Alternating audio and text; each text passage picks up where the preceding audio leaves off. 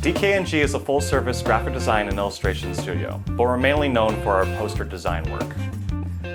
Our first Skillshare class covered our poster design process, and one of the most common questions we received was how we create textures and halftones for screen printing. Well, this class will cover exactly that. This class is for designers who want to bring their artwork to the next level in the form of a screen-printed poster. And along the way, you'll learn how to create realistic textures and use halftones to add detail to your work.